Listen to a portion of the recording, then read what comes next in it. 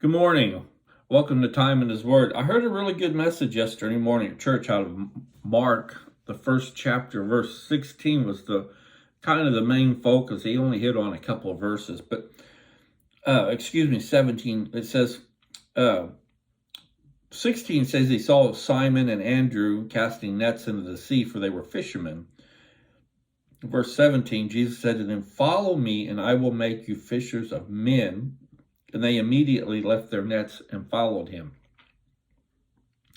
And the gist of the message was on the words, "Follow me, and I will make you." And it got me to thinking, and quite a bit of what the preacher had said, that when you think about the disciples, they left their jobs.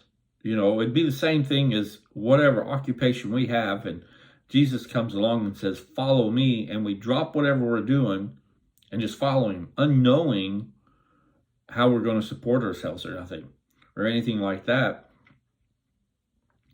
But it said, "I will make you fishers of men." So he's going to teach them how to become disciples, how to spread the gospel, how to witness to people.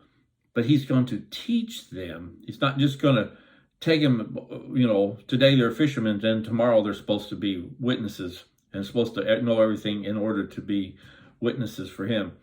No, the preacher mentioned that was a 3-year process of them following him to learn everything they needed to do the great things that they did in putting the New Testament Bible together and everything like that. And it got me to thinking, even in each and our own individual lives, we have chosen to follow him, and in return, he is slowly teaching us to be what he needs us to be. And I've mentioned this before, and a lot of times, 10, 15 years ago, if somebody had said I would, have a spot on Facebook like this and be writing books and getting them published and being accepted by a publishing company for my next book, and everything that I'm doing, I would have laughed at them, saying there's no way, because I'm not a very good speaker, especially in front of an audience. I can do fair, but I'm not very good. You can hear others that are better. But it's what's in my heart and my willingness and desire to follow him and allow him to use me where he needs me. And that's the key that we have to remember in our walk in Christ. It's where he needs us to be that we're going to be the most effective. It's not where we want to be. We can be where we want to be and be somewhat effective as a witness for him.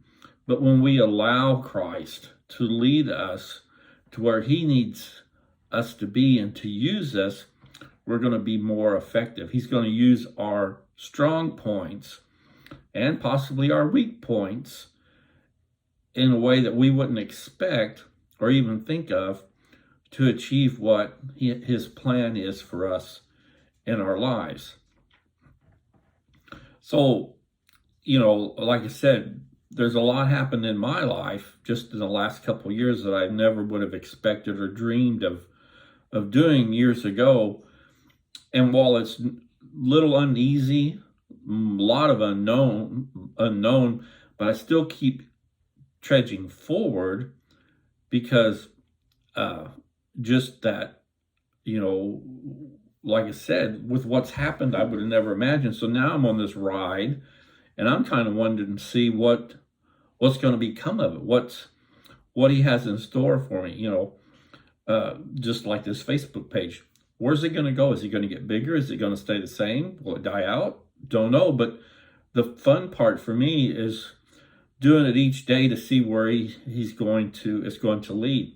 The same with the writing of the books. I self-published 2. I've given away more than I made on them, but that's all right, trying to get my name out there and people to read them, and the ones that have read them and I've heard comments back really enjoy them, really like them, and are looking forward to the next one. But then I ran into issues of trying to get people to carry them, and the first thing they would say is, Who's your publisher? Well, I don't have one. Well, now I do, and I'm finding out that that's going to open more doors for the books to get out there. And that's great. That's, but it's taken a long time, a slow process to get to this point. It's still just like he called the disciples. He said, follow me and I will make you fishers of men.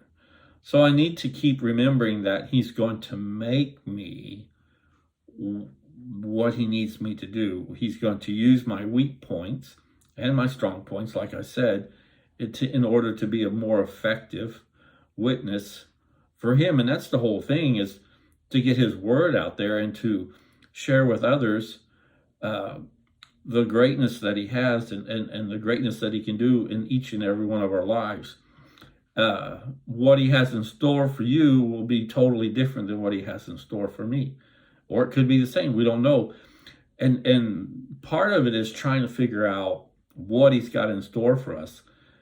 And until we find that, we're still learning as we're trying to find that goal or that plan that he has for our lives. So just think about that. Mark, the first chapter, verse 17, it said, follow me and I will make you fishers of men. Are you willing to follow him today and allow him to work in your life to where he needs you to be the most effective, but not where we want to be and be the least effective? Just some thoughts.